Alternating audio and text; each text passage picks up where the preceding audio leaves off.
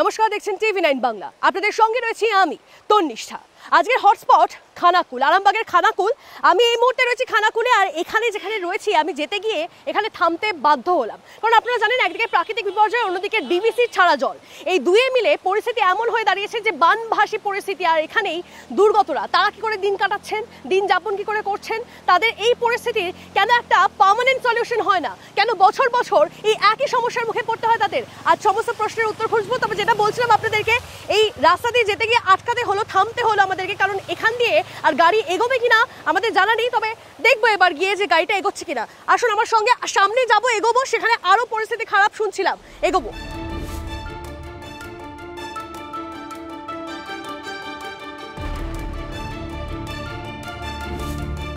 আরামবাগের খানাকুল, সেখানে বিভিন্ন জায়গা ভেসে যাচ্ছে, সেখানে কি পরিস্থিতি আর যেটা বলছিলাম আপনাদেরকে, আর একটু এগোলেই সামনেটা দেখা যাবে যে কতগুলো বাড়ির কতটা অবধি ডুবে রয়েছে, আপনারাও ভালো করে বুঝতে পারবেন। কিন্তু যাতায়াতের পথটা কিন্তু মানে আমি হেঁটে যেতে পারবো না, সেই জন্য নৌকায় আমাকে উঠতেই হচ্ছে, নৌকা করে আমাকে এগোতে হবে, এবং তারপরে আমি সামনে গিয়ে আপনাদেরকে জানাতে পারবো যে ঠিক সামনে কি পরিস্থিতি রয়েছে। চলুন।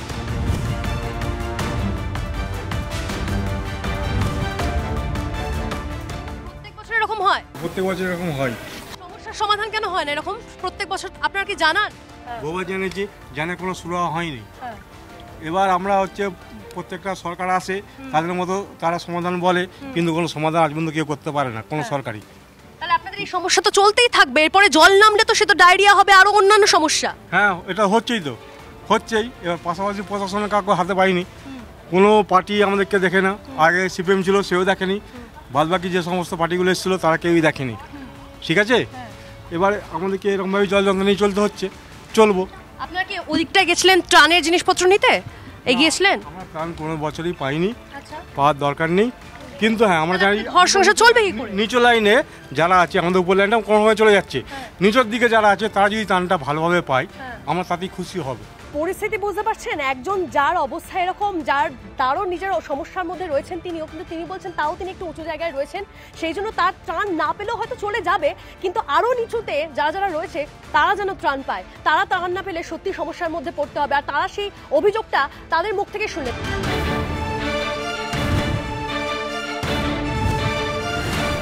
প্রধানমন্ত্রী গ্রাম সড়ক যোজনার যে রাস্তা হয়, সেই রাস্তা এটা, আর সেই রাস্তার ওপর দিয়ে যাচ্ছি, এবং আমার ঠিক ডান হাতে এই মুহূর্তে আপনাদেরকে দেখাবো পঞ্চায়েত অফিস, রাজহাটি 1 গ্রাম পঞ্চায়েত অফিস। সেই অফিসের, পঞ্চায়েত অফিসের সামনে ছবিটা আপনারা দেখুন, সেখানেও আপনারা দেখলেই বুঝতে পারবেন যে জলের লেভেলটাও আপনারা বুঝতে পারবেন। এই দেখুন, এখানে জানলা আমি দেখতে পাচ্ছি, মনে হয় এটা গ্রাউন্ড ফ্লোরে একটা অফিস, মানে একটা রুম হয়তো রয়েছে, একটা ঘর রয়েছে, সেটার জানলাটার অবস্থা দেখুন, সেই অবধি জল চলে গেছে। একটা পিচ রাস্তা, যেখানে সাধারণ মানুষজন যাতায়াত করেন, সাধারণভাবে যাতায়াত করেন, যেখানে গাড়ি চলাচল করে, সেখানে আজকের এই ছবিটার বদল হবে কবে?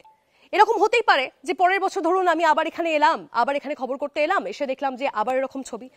আবার এখানকার লোকজন, যারা মানুষজন রয়েছেন, তারা বলছেন যে এই ছবির কিন্তু পরিবর্তন হয় না, মানে বছর আসে বছর যায়, সরকারও পরিবর্তন হয়, কিন্তু এই ছবি, এই জল যন্ত্রণার ছবি পরিবর্তন হয় না।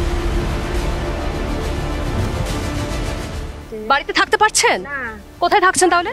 হ্যাঁ, বাঁধে থাকছেন। ত্রাণ সামগ্রী এসেছে, কিছু জিনিসপত্র এসেছে, খাবার দাবার কি খাচ্ছেন? দেয় না তো। হ্যাঁ, তাহলে কি খাচ্ছেন, কি করে চলছে? এই আজকে শুধু সেই খিচুড়ি দিয়ে এলো। হ্যাঁ, সে তো এই বেলার খিচুড়ি, পরের বেলায় রাতে কি হবে? একটা মুড়ি খেয়ে থাকতে হবে, তা আবার মুড়ি পাওয়া যায় না।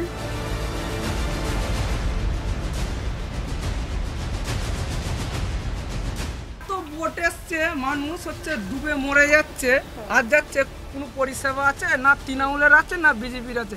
কোন দলটা ভালো আমাকে সে বলুন। সাধারণ মানুষ কোনোদিনও সুযোগ সুবিধা পায় না, যে পাচ্ছে 20টা তিরপুল, আর যে খেতে পায় না সে মরে যাচ্ছে।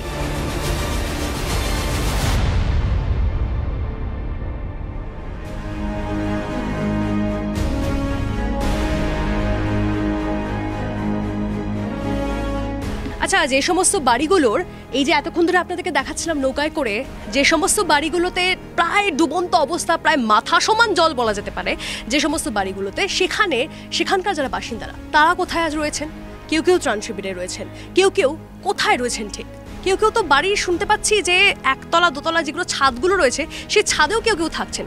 সেরকম একটা ছাদের খোঁজ পেয়েছি, চলুন সেখানে যারা রয়েছেন তাদের সঙ্গে গিয়ে একটু কথা বলা যাক।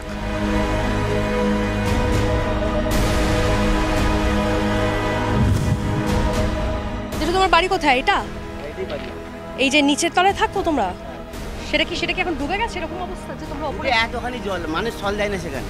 সেই জন্য তোমরা এখানে এসে হ্যাঁ। উপরে থাকতে হচ্ছে। উপরে থাকবো, কোথায় থাকবো? না হলে কেউ দেখতে আসে না, জল পর্যন্ত পাইনি আমরা, খেতে পাইনি। লোককে মানুষ করে জল দাও, জল কেউ দিচ্ছে না। এই যে ওইখানটা দেখলাম যে ত্রাণ দিতে এসেছে লোকজন, তোমাদের কাছে এসে পৌঁছচ্ছে কিচ্ছু দেয় না এখনো পর্যন্ত। কি আছে, জল দেয় না, জল কি দূর কি বার। অর্থাৎ বুঝতে পারছেন নিজের বাড়ির অবস্থা এরকম, যেটা আপনাদেরকে বলছিলাম প্রায় মাথা সমান জল, নিচের তলায় তারা থাকতে পারছেন না, বাধ্য হয়ে ওপরে এইভাবে ত্রিপল টাঙিয়ে তারা থাকতে বাধ্য হচ্ছেন। দেখুন তারা কিভাবে থাকছেন, অবস্থা দেখুন তাদের।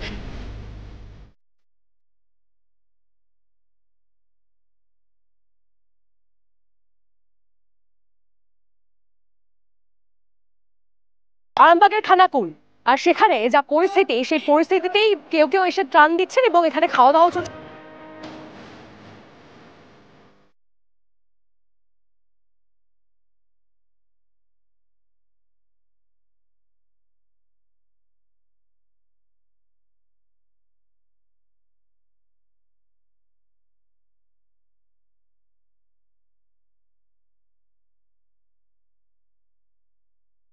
কোথা থেকে আসছে জানি নি, খাওয়া দাওয়ার ব্যবস্থা করেছে বলে আমরা তবু খেতে পাচ্ছি। হ্যাঁ, নাহলে আমাদের বাড়ি সে এখন জলে ডুবে গেল পুরো, কেউ আসেনি। আমার একটা খাবার কোথা থেকে এলো? খাবার কোথা থেকে আসছে? পুজো থেকে দিয়েছে, স্যারেরা নিজেরা দিতে আসছে, আমরা খুব খুশি হয়েছি। কিছুটা হলেও যারা দুর্গতরা রয়েছেন তাদের বাড়ি ঘরদোর জলে ডুবে রয়েছেন, তারা অভিযোগ করছেন যে 6-7 দিন ধরে জলে ডুবে রয়েছে তাদের ঘরবাড়ি, কিন্তু তারা কিচ্ছু পাননি, খাবার দাবারেরও ব্যবস্থা হয়নি, কিন্তু এখন সেই ব্যবস্থা হয়েছে, কিছুটা হলেও তারা খেতে পাচ্ছেন, অন্তত সেই ছবি আমরা দেখতে পাচ্ছি। পেছনে আরো যতটা এগোবেন কোনো একজন মানুষ, ততটাই কিন্তু জল কিন্তু একেবারে মাথা সমান কোথাও রয়েছে। তারা সেখানে থাকতে পারছেন না, মানুষজন ওপরে গিয়ে থাকতে বাধ্য হচ্ছেন। তাদের জন্য এই গাড়ি এসে পৌঁছে গেছে, অর্থাৎ সাধারণ মানুষ, নাগরিক সমাজ কিভাবে এই সকলের পাশে গিয়ে দাঁড়িয়েছিল, জুনিয়র চিকিৎসকদের পাশে গিয়ে দাঁড়িয়েছিল, সেটা আমরা সকলেই প্রত্যক্ষ করেছি। আমিও সেখানে যখন গেছিলাম স্বাস্থ্য ভবনের সামনেটায়, যেখানে তারা দীর্ঘদিন ধরে টানা বসেছিলেন, 10-11 দিন ধরে, সেখানেও যখন আমি গিয়ে দাঁড়িয়েছিলাম, সেখানেও যখন বিভিন্ন মানুষদের সঙ্গে কথা হচ্ছিল, দেখছিলাম কিভাবে নাগরিক সমাজ এসে তাদের পাশে দাঁড়াচ্ছে, কিভাবে খাবার জল থেকে শুরু করে, ত্রিপল থেকে শুরু করে, ক্যাম্প কার্ড থেকে শুরু করে সমস্তটার ব্যবস্থা সাধারণ মানুষজন করে দিচ্ছিলেন তাদের জন্য। ঠিক সেই সমস্তটা মাথায় রেখে আজ যখন নাগরিক সমাজ, আজ যখন একটা বন্যা দুর্গত পরিস্থিতি যখন হয়ে রয়েছে একটা পার্টিকুলার জায়গার, বা একটা নয় আমি বলবো একাধিক জায়গার হয়ে রয়েছে, তারা বলছেন আরো বিভিন্ন প্ল্যান রয়েছে তাদের পরবর্তীতে। তবে আপাতত তারা খানাকুলের এই এলাকায় এসে পৌঁছেছেন এবং সেই সমস্ত ত্রাণ সামগ্রী যে সমস্ত রয়েছে, সেটা ক্যাম্প খাট থেকে শুরু হোক, সেটা ত্রিপল থেকে শুরু হোক, সেটা চাল ডাল থেকে শুরু হয়ে, জল থেকে শুরু হয়ে, সমস্তটাই কিন্তু তারা পৌঁছে দেওয়ার একটা প্রচেষ্টা করছেন। স্বাস্থ্য ভবনে আমরা যে অবস্থান বিক্ষোভ করছিলাম, সেখানে আমরা দেখেছি যে সাধারণ মানুষ কিভাবে আমাদের হেল্প করেছে। তো সেইখানে আমরা কিছু ত্রাণ সামগ্রী বলতে পারেন বা সাহায্য বলতে পারেন, যেমন ত্রিপল থেকে শুরু করে ইত্যাদি সাধারণ মানুষ আমাদের জন্য দিয়ে গিয়েছিল এবং কিছু অর্থ সাহায্যও আমাদের করেছে। তো আমরা ভেবেছিলাম যে সাধারণ মানুষ যেভাবে আমাদের পাশে আছে, আমাদেরও উচিত, যেহেতু আমরা মানবিক, আমাদের সেই মানবিকতা আছে, তো আমরাও ভেবেছিলাম যে আমরা কিভাবে সাধারণ মানুষের পাশে থাকতে পারি। যেহেতু আমরা বিগত 10 দিন 10 রাত আমরা স্বাস্থ্য ভবনের মাটিতে কাটিয়েছি, তারপরে আমরা এসেছি। অর্থাৎ শুধুমাত্র তিলোত্তমার বিচারের দাবিতে নয়, তিলোত্তমার সঙ্গে যা ঘটনা ঘটে গেছে সেটার জন্য সুবিচারের দাবি দেওয়াই নয়, সাধারণ মানুষের পাশে এসে তারা দাঁড়াচ্ছেন। এখানে আরেকজন রয়েছে, তার সঙ্গে একটু কথা বলি। আচ্ছা, এই যে আপনারা পাশে গিয়ে দাঁড়াচ্ছেন, সাধারণ মানুষের পাশে গিয়ে দাঁড়াচ্ছেন, এটা কোথাও না কোথাও অনেকে বলছেন যে সমাজ পরিবর্তনের কোথাও না কোথাও একটা পণ নিয়ে নিয়েছেন আপনারা, সেটাই কি? অবশ্যই। যতদিন না পুরোপুরি সিস্টেমটা যেটা কারাপশনে ভর্তি, সেই সিস্টেমটাকে যতদিন না পুরোপুরি আপরুট আমরা করতে পারছি, জাস্টিস এর ডেফিনিশনটা কিন্তু ফুলফিলড হবে না। তো তার মধ্যে সমাজ সংস্কারটাও আছে, সেই সিস্টেমটাকে বদলানোর পণটা সত্যি আমরা নিয়ে রেখেছি।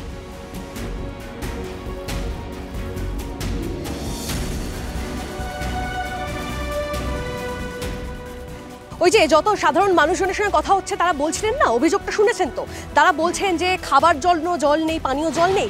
এই যে জলের পরিস্থিতি দেখুন, জলের ছবিটা দেখুন, ঘোলাটে জল পুরো। কারণ এখানে সাধারণ মানুষজনের সঙ্গে কথা বলে যা জানতে পারলাম, যে এখানে যে জলটা উঠছে, সাবমার্সিবল থেকে যে জল উঠছে, সেই জলটাও ঠিক এরকমই ঘোলাটে। তাহলে এবার আপনারাই বিচার করুন, তারা খাবে কি?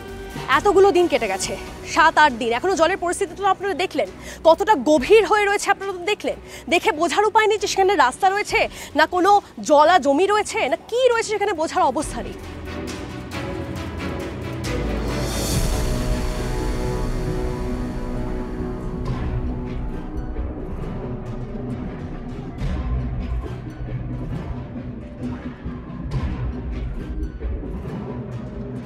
এই তো বানভাসী পরিস্থিতি খানাকুলের, আর তার মধ্যে যাদের চাষের জমি রয়েছে, শোনা যাচ্ছে এখানকার প্রায় অধিকাংশ জমি জলের তলায়, 70% কেউ কেউ বলছেন জমি জলের তলায় চলে গেছে। এখানে তেমনই একজনকে আমি পেয়ে গেছি যিনি চাষবাসটাই তার প্রধান পেশা, তাই তো? কিন্তু এখন কি অবস্থা আপনার? এখন অবস্থা যে চাষবাসের তো সবই তো চলে গেল, এখন আর কোনো কিছুই করতে পারছি না। এখন আমরা সেটাও ভেবে পাচ্ছি না যে কি করব। এরপরে যে ধান পান যে রোয়া হয়েছিল, ধান পান তো আমাদের সবই চলে গেল। এরপরে জল মরবে কবে, কি যে আলু বা শস্য যে চাষ হবে, এখন জল না মরা পর্যন্ত এখন কোনো কিছুই করতে পারবো না আমরা। কিসের চাষ? আমার শস্য চাষ রয়েছে, আলু চাষ রয়েছে, ধান রয়েছে, সবই রয়েছে। এই যে পাটও অর্ধেক কাটতে পারা গেল, নষ্ট হয়ে গেল, কিচ্ছু করার নেই। প্রশ্ন হচ্ছে যে প্রত্যেক বছরই কি এই সময়টা এরকমই সমস্যার মুখে আপনাদের পড়তে হয়? আমাদের সমস্যা এরকমই পড়তে হয়। এবছর 2 বছর পড়িনি, এই 2 বছর পরে আবার এইরকম পড়ে গেলাম। বিগত 2 বছর এই সমস্যা হয়নি, তারপরে আবার এরকম সমস্যা। এবারের বন্যাটা কি মানে প্রচন্ড বেশি হয়েছে অন্যান্য বারের থেকে? বেশি হয়েছে, প্রায় 85 কাছাকাছি পৌঁছে গেছে, এইরকম পজিশনে পৌঁছে গেছে। কেন দেখা গেল 2 দিন মানে 3 দিনের মধ্যে এরকম পজিশন হয়ে গেল আমাদের। আমাদের যে টাইম পেয়েছি আমরা টাইম পাইনি, একদম কোনো কিছু করতে টাইম পাইনি।